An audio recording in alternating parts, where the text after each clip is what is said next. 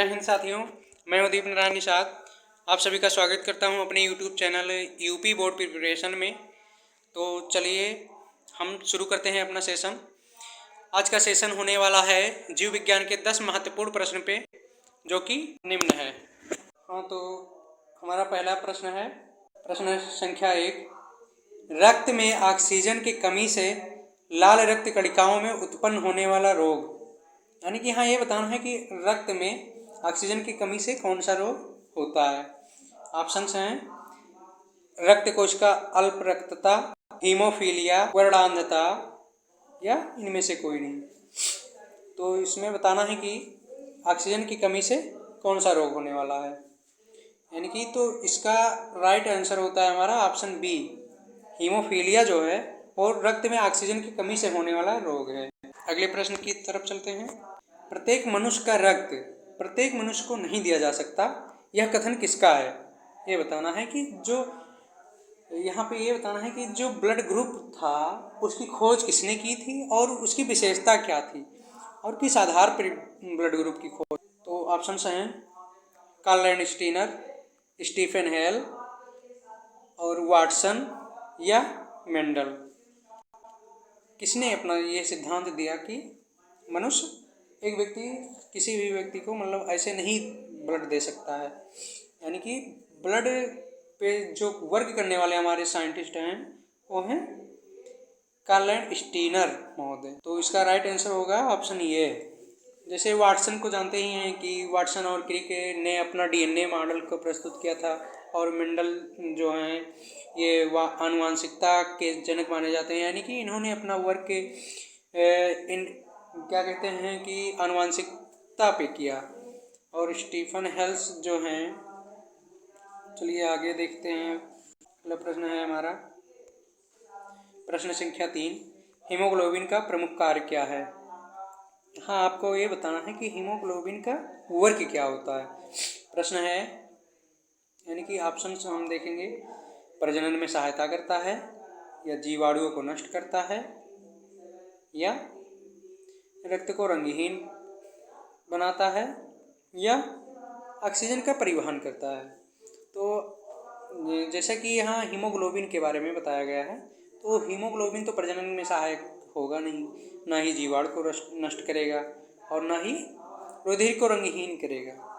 इसका प्रमुख वर्क ये है कि ऑक्सीजन का परिवहन करता है। जो हमारा ब्लड है, ब्लड के अंदर जो हीमोग्लोबिन पाया जाता है वो ऑक्सीजन का ट्रांसपोर्ट करता है, क्या कहते हैं, one stop to another stop तक ऑक्सीजन को पहुंचाता है, यानी कि ट्रांसपोर्टेशन का वर्क करता है जो हीमोग्लोबिन।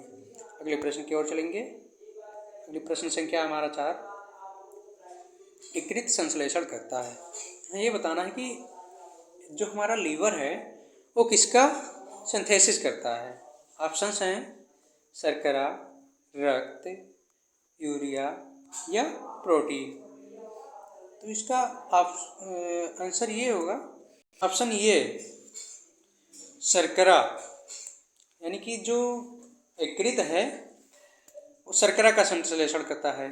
शुद्ध रक्त कहाँ बहता है, यानी कि शुद्ध रक्त किस स्थान से होकर के बहता है। तो ऑप्शंस हैं फुफ्फुस धमनी, पश्च महाशिरा, अग्र महाशिरा या फुफ्फुस शिरा।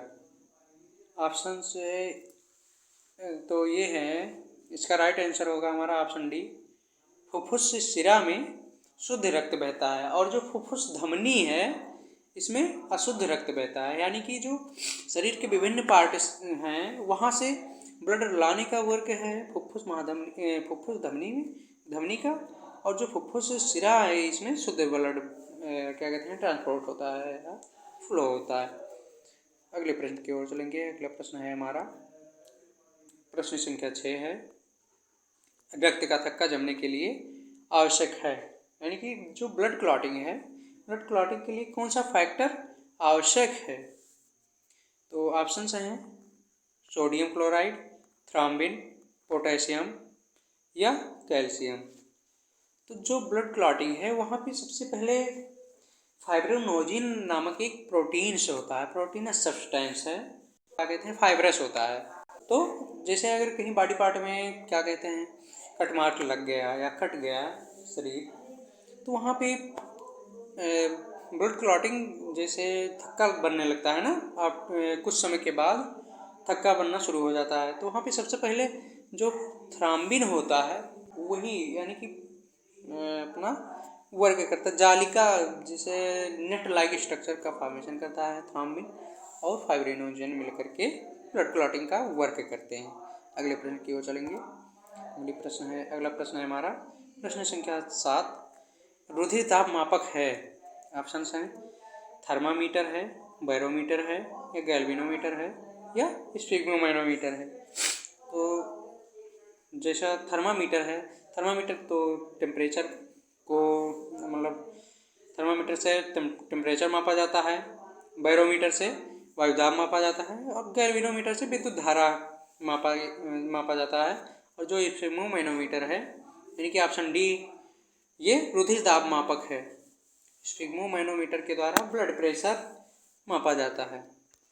अगला प्रश्न है प्रश्न संख्या 8 है। एटीपी तथा NADP-2H का निर्माण करते हैं, यानी कि शरीर के कौन से पार्ट हैं जहाँ पे ATP एंड NADP-2H का फॉर्मेशन होता है। तो ऑप्शन हैं हमारे 4 ऑप्शन दिए गए हैं, माइटोकॉन्ड्रिया, क्लोरोप्लास्ट, प्रॉक्सजाइन या लाइसोसोम। तो इसका ऑप्शन राइट आंसर होगा हमारा ऑप्शन डी, लाइसोसोम्स में एटीपी तथा NADP-2H का फॉर्मेशन होता है।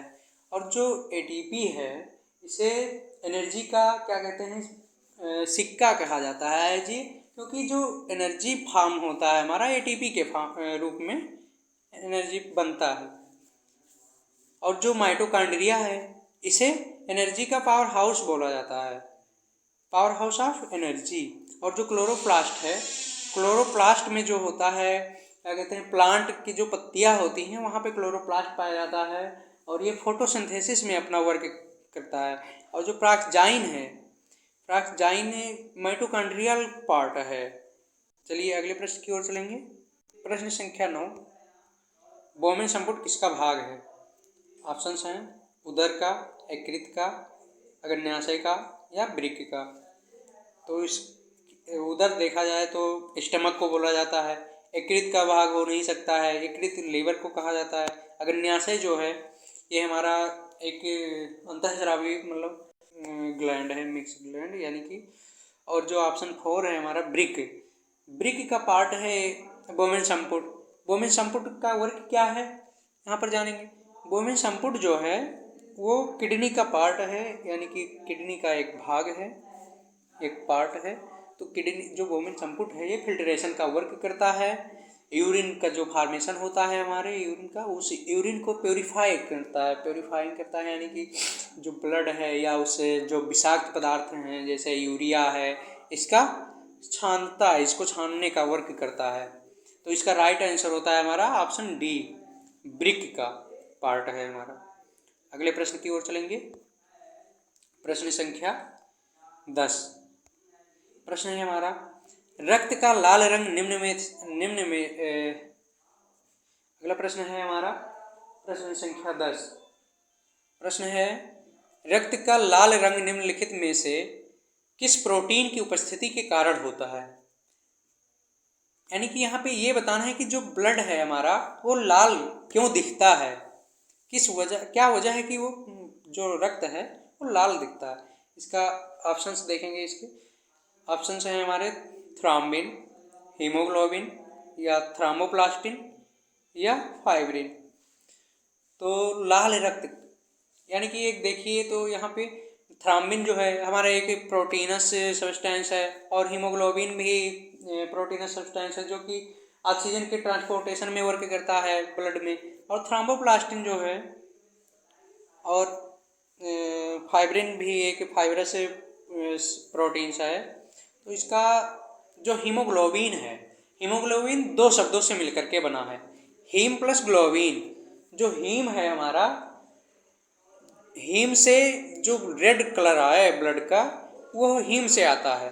और जो ग्लोबिन है वो ग्लोबुलर एक प्रोटीन है जो कि दोनों को मिला करके हीमोग्लोबिन का फॉर्मेशन होता है। तो इसका राइट आंसर होगा हमारा ऑप्शन बी। तो यहीं पे हमारा सेशन समाप्त होता है बच्चों। हमसे इंटरेक्शन बनाए रखने के लिए हमारे टेलीग्राम ग्रुप को ज्वाइन कर सकते हैं, जहाँ पे आपको मिलता है free of cost PDF notes provide करवाए जाते हैं एंड क्विज करवाए जाते हैं। सो धन्यवाद।